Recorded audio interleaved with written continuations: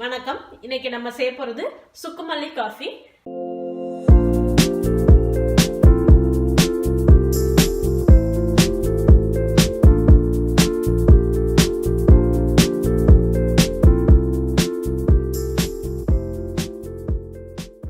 தேவையான பொருட்கள்: மல்லி 4 டேபிள் ஸ்பூன் எடுத்திருக்கேன்.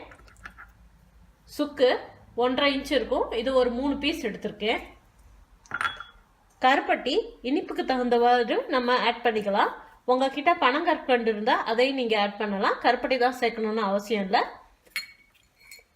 3 ஏலக்காய் எடுத்திருக்கேன். 1 டேபிள் ஸ்பூன் மிளகு. முதல்ல மல்லியை வறுத்து எடுத்துக்கலாம்.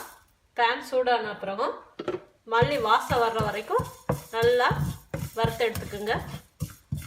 மல்லி வறுபட்டு இருக்கும் போதே நம்ம பெப்பரையும் சேர்த்துக்கலாம். மல்லியும் பெப்பரும் நல்லா வறுத்துட்டோங்க, சிவப்பாயிடுச்சு. நம்ம எடுத்துடலாம். சுக்கை இந்த மாதிரி 2ஆக உடச்சிட்டேன். நம்ம முழுசு அப்படியே மிக்சியில் போட்டால் ஜாரோட அந்த பிளேடு வந்து உடஞ்சிரும். ஸோ 2-3 உடச்சி போடுங்க. இப்போ மிக்சியில் கருப்பட்டியை தவிர மிச்ச எல்லா இன்க்ரீடியன்ஸையும் சேர்த்து அரைச்சிக்கலாம். ஏலக்காயும் சேர்த்துருங்க. இந்த மாதிரி கொஞ்சம் கொரகொரப்பாக அரைச்சிக்குங்க. ரொம்ப பவுடர் ஆக்க வேண்டாம்.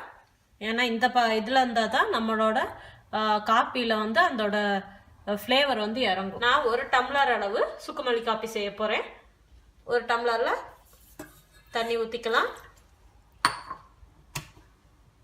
தண்ணி கொதிச்சதுக்கப்புறம் ஒரு டம்ளர் தண்ணிக்கு ஒரே 1 டீஸ்பூன் சுக்குமல்லி பவுடர் சேர்த்துருங்க. தண்ணி சூடாக ஆரம்பிச்சிருச்சுங்க. இப்போ நம்ம 1 ஸ்பூன் சுக்குமல்லி பவுடர் சேர்த்துக்கிறேன். அதோட கருப்பட்டி சேர்க்க போகிறேன். 1 டம்ளருக்கு 1.5 ஸ்பூன் நான் கருப்பட்டி சேர்க்குறேன். இனிப்பு கூட தேவைன்னா எக்ஸ்ட்ரா நம்ம சேர்த்துக்கலாம். இது ஒரு 10 நிமிஷம் நல்லா கொதிக்கட்டும். மீடியம் ஃப்ளேமில் வச்சுக்கோங்க. 10 நிமிஷம் ஆயிடுச்சுங்க. இப்போ நம்ம ஸ்டவ் ஆஃப் பண்ணிவிட்டு வடிகட்டிடலாம். இந்த மாதிரி காட்டன் ஜல்லடையில் வடிகட்டிடுங்க.